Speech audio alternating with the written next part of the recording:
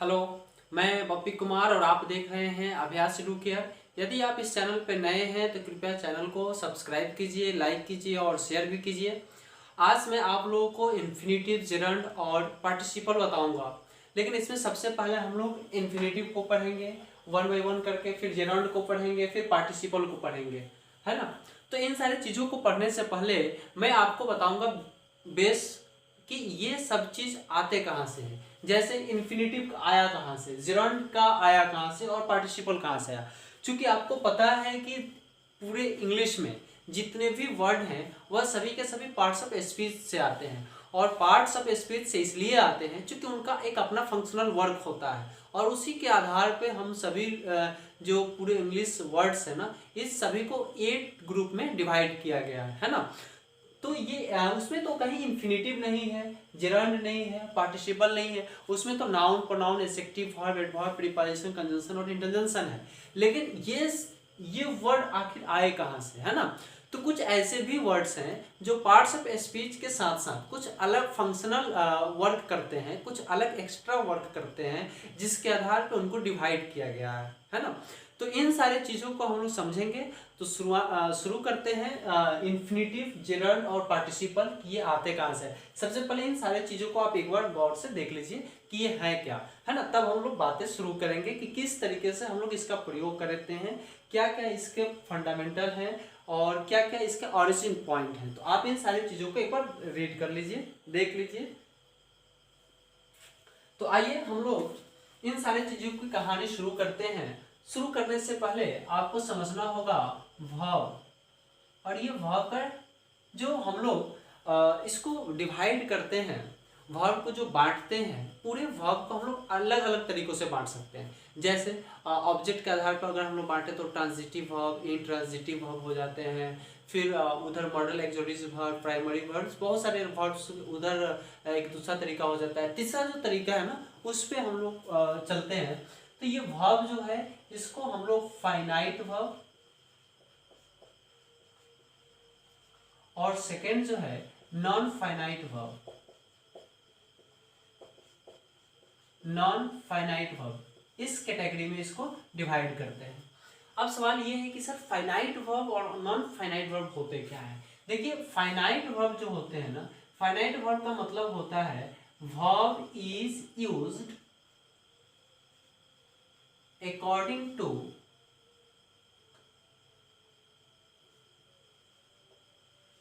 ये double C है, according to subject. मतलब क्या है ना कि यदि किसी भी सेंटेंस में वर्ब का यूज जो है ना वह सब्जेक्ट के अनुसार किया गया हो। सब्जेक्ट के अनुसार कहने का मतलब होता है कि singular subject singular verb, plural subject plural verb. अगर इस कंसेप्ट को समझना है तो मेरा पिछला वीडियो जो है ना सब्जेक्ट वर्ब एग्रीमेंट का, उसको आपको देखना होगा।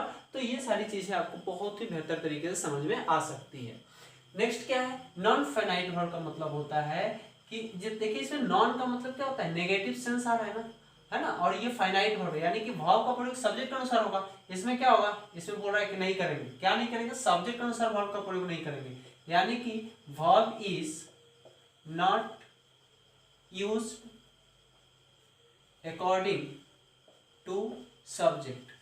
मतलब क्या है ना कि वर्ब का प्रयोग सब्जेक्ट के अकॉर्डिंग नहीं करते हैं, वैसे वर्ब जो है ना आपके नॉन फाइनाइट वर्ब कहलाते हैं। आइए इन सारे एग्जाम्पल को देखते हैं। ये एग्जाम्पल क्या बता रहे हैं। पहला एग्जाम्पल है ए बॉय प्लेज क्रिकेट। आपने क्या देखा, ए बॉय, यानी कि यहाँ सब्जेक्ट सिंगुलर है, सिंगुलर सब्जेक्ट है तो वर्ब भी आपका सिंगुलर हुआ। ये कौन सा रूल फॉलो कर रहा है, फाइनाइट वर्ब का फॉलो कर रहा है। इसका मतलब प्लेज यहाँ आपका फाइनाइट वर्ब है। Boys plural subject, play plural verb, यानी कि प्लूरल सब्जेक्ट प्लूरल वर्ब, जैसा सब्जेक्ट वैसा वर्ब। इस तरीके से यहाँ जो प्ले है ना आपका फाइनाइट वर्ब हो रहा है।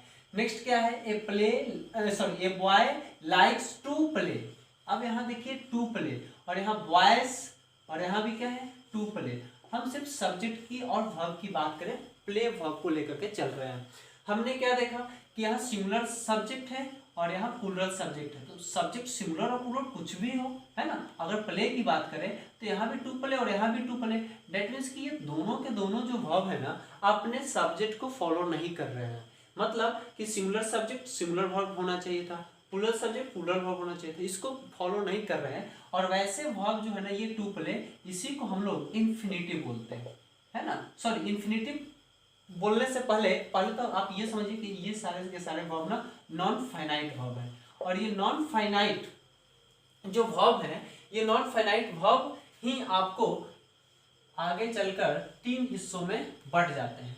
अब आपका एक सवाल यहाँ होगा सेंटेंस में कि सर लाइक्स और लाइक क्या है। बिल्कुल सही है, यहाँ लाइक्स एक वाई के अकॉर्डिंग हुआ है, यानी कि फाइनाइट वर्ब होगा। और यहाँ प्लूरल सब्जेक्ट है तो प्लूरल वर्ब है, ये फाइनाइट वर्ब होगा। लेकिन यहाँ टू प्ले और टू प्ले ए वाई के लिए भी आ रहा है और वाइज के लिए भी आ रहा है। दैट मीन्स कि ये टू प्ले और टू प्ले जो है ना ये आपका नॉन फाइनाइट वर्ब है। अब यही नॉन फाइनाइट वर्ब आगे चलकर 3 हिस्सों में बढ़ता है। एक तो आपका बढ़ता है इन्फिनिटिव, सेकंड होता है जेरांड, और तीसरा होता है ना पार्टिसिपल। वन बाय वन करके हम इन सारे तीनों को पढ़ेंगे। सबसे पहले हम लोग पढ़ते हैं इन्फिनिटिव। इन्फिनिटिव में होता है क्या ना कि 2 + V1। जब भी इन्फिनिटिव कहा जाए, जब भी इन्फिनिटिव आप साउंड सुनते हो तो आपके मस्तिष्क में एक बात बनना चाहिए कि 2 + V1 यानी कि वर्ब का पहला फॉर्म। और इस तरीके से थोड़ा आप लोग V1 फॉर्म को याद कर लेंगे तो आपको और भी इजी वे में ये और भी अच्छा हो जाएगा समझने में। तो यहाँ आपने क्या देखा कि वर्ब का पहला रूप और उसके साथ टू लगा दीजिए, वह इसको क्या बोलते हैं, इन्फिनिटिव बोलते हैं। तो infinitive is used as noun. अब आप यहाँ एक बात समझ सकते हैं कि जब इन्फिनिटिव 2 + V1 होता है और इन्फिनिटिव का प्रयोग नाउन की तरह करते हैं, इसका मतलब कि अगर नाउन मान लिया जाए कि अगर नाउन अंगूर खाता होगा यानी कि इन्फिनिटिव भी खाएगा। क्यों? क्योंकि नाउन का ही दूसरा नाम क्या है, इन्फिनिटिव है। ऐसे भी बोल सकते हैं। इसका मतलब है कि नाउन जब भी होते हैं ना तो इसके 2 कैरेक्टर होते हैं। एक तो पहला सब्जेक्ट की तरह वर्क करता है और दूसरा ऑब्जेक्ट की तरह वर्क करता है। दैट मीन्स कि एक तो वर्ब के पहले आ सकता है या वर्ब के बाद आ सकता है ना। यानी कि वर्ब के बाद आने वाला भी क्या होता है, ऑब्जेक्ट होता है, और वर्ब के पहले आने वाला क्या होता है, सब्जेक्ट होता है। यानी कि नाउन जब सब्जेक्ट या ऑब्जेक्ट हो रहा है, इसका मतलब कि इन्फिनिटिव जो है ना आपका सब्जेक्ट हो सकता है या वही इन्फिनिटिव जो है आपका ऑब्जेक्ट भी हो सकता है। अब आइए कुछ एग्जांपल देखते हैं। जैसे लिखा गया है टू स्टील, स्टील आपका V1 है और इसके पहले टू लगा है, और ये इज जो है आपका वर्ब है, और वर्ब के पहले आने वाला क्या होता है, सब्जेक्ट होता है ना। इसका मतलब कि टू स्टील जो है आपका इन्फिनिटिव के साथ साथ क्या है, सब्जेक्ट है। क्योंकि ये सब्जेक्ट इसलिए है कि टू स्टील जो है ना नाउन की तरह वर्क कर रहा है और नाउन सब्जेक्ट होता है, इसलिए सब्जेक्ट इन्फिनिटिव हो जाएंगे। नेक्स्ट है टू हेल्प, आपका इन्फिनिटिव है। टू एडवाइस इन्फिनिटिव है ना। तो ये सब्जेक्ट के अभी रूप में है, ये सब्जेक्ट की तरह वर्क कर रहे हैं। इसी चीज को आप ऐसे भी लिख सकते हैं इट का प्रयोग से। जैसे इट इज रॉन्ग, क्या गलती है, टू स्टील। इस चीज को आप याद रखेंगे, है ना, कि जब भी इन्फिनिटिव से अगर सेंटेंस शुरू है, यानी कि to steal, to help, to advise, to run, to smoke, है ना, टू स्विम, अगर ऐसे सेंटेंस शुरू है तो इसको दूसरा भी तरीका है लिखने का, इट का प्रयोग करके। सबके साथ इट का प्रयोग करके हम लिख सकते हैं। जैसे it is wrong to steal, उसके बाद हो जाएगा it is good to help the poor, to help the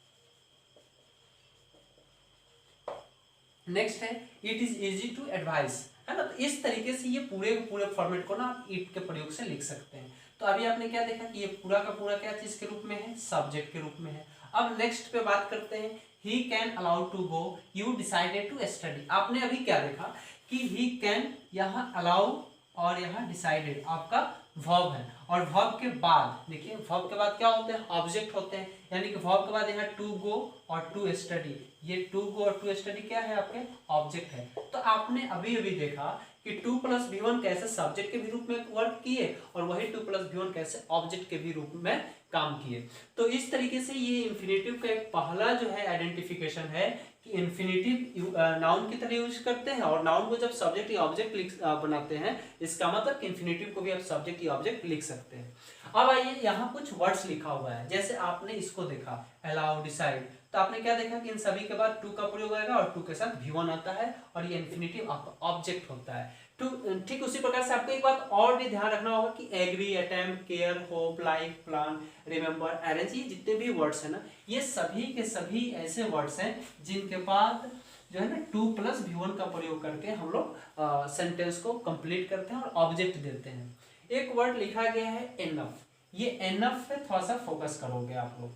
ये एनफ क्या है? देखिए ये एनफ है ना, एनफ के बाद हमेशा ही हम लोग इन्फिनेटिव का प्रयोग करते हैं। जब जब इन्फिनेटिव बोला जाए आपके दिमाग में फिगर बनना चाहिए 2+V1 का, यानी कि यहाँ इनफ जो है ना इसके साथ इन्फिनेटिव का प्रयोग करते हैं, जेरॉन का नहीं। जैसे कि अगर मैं लिखूं सी इज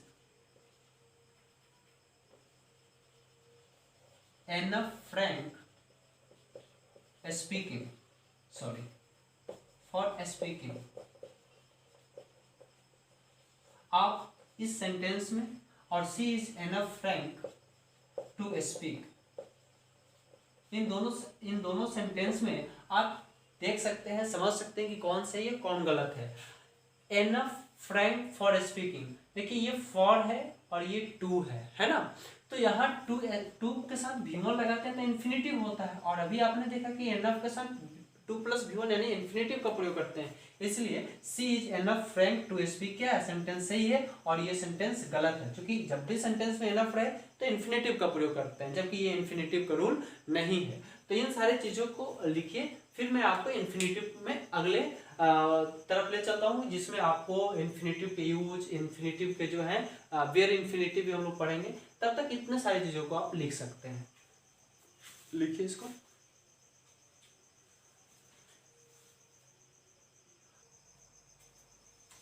अब आप देख सकते हैं कि जब हम लोग इन्फिनेटिव की काइंड्स की बात करें,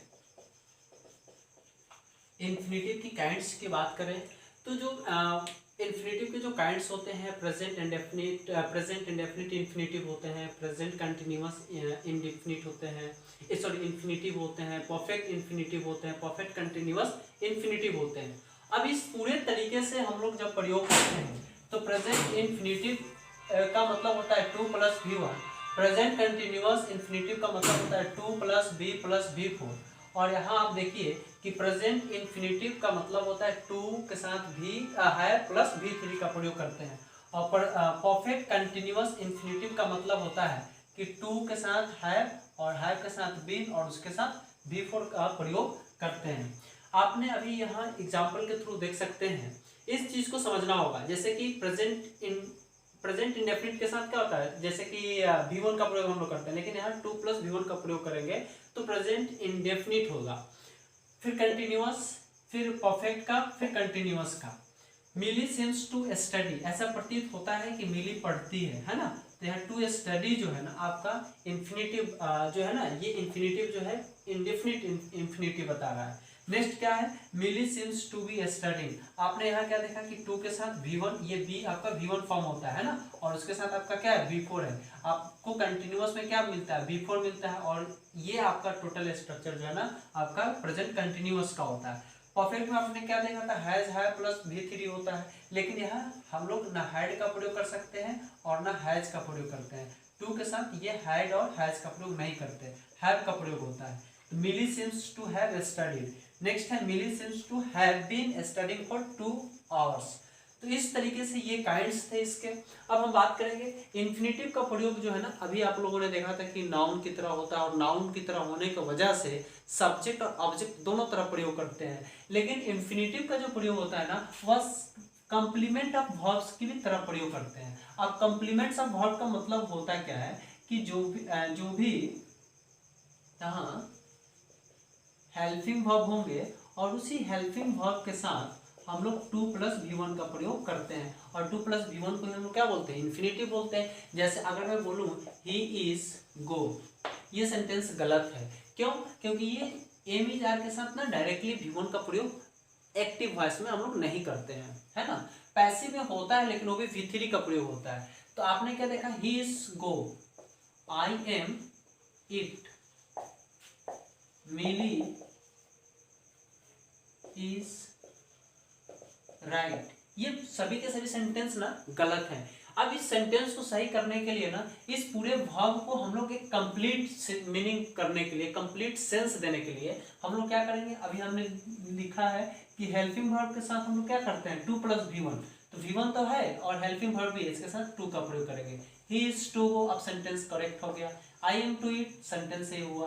मिली इज टू राइट, ये सेंटेंस अब आपका सही हुआ। तो ऐसे सेंटेंस का स्ट्रक्चर को ना हम लोग जो V1 है 2 + V1 ये हेल्पिंग वर्ब के साथ अगर आ जाए तो ऐसे इंफिनिटिव को हम लोग कंप्लीमेंट ऑफ वर्ब्स के भी नाम से जानते हैं। नेक्स्ट है कि जब भी हम लोग इंफिनिटिव का प्रयोग करते हैं वह इंफिनिटिव का प्रयोग इंडिकेशन के लिए और पर्पस के लिए करते हैं। जैसे अगर मैं कहूँ वी ईट टू लिव, हम लोग जीने के लिए खाते हैं, है ना, तो इसका मतलब ये खाना खाने का उद्देश्य क्या है, पर्पस क्या है, जीने के लिए।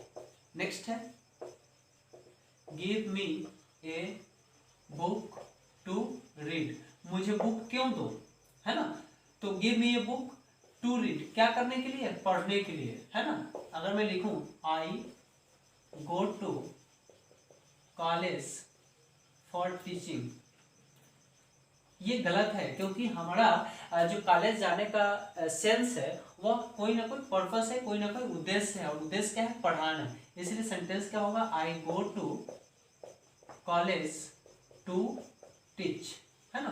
तो इस तरीके से सेंटेंस को हम लोग इंडिकेट या पर्पस के सेंस में प्रयोग करते हैं।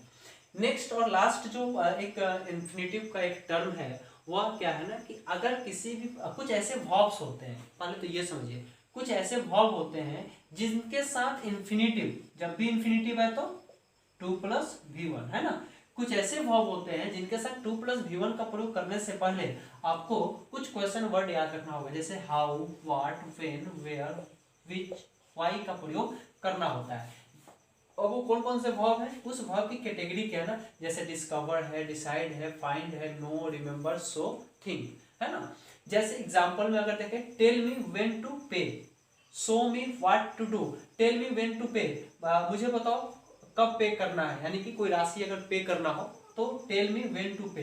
नेक्स्ट क्या है, show me what to do, दिखाओ मुझे क्या करना है। We don't know where to stay, हम लोग नहीं जानते कि कहाँ ठहरना है। I know how to teach, है ना, मैं जानता हूँ कि मैं पढ़ाना जानता हूँ। तो इस तरीके से जो भी सेंटेंसेज है ना, ये सेंटेंसेज आपके कुछ ऐसे वर्ब होते हैं जो आपके पार्टिकुलर यहाँ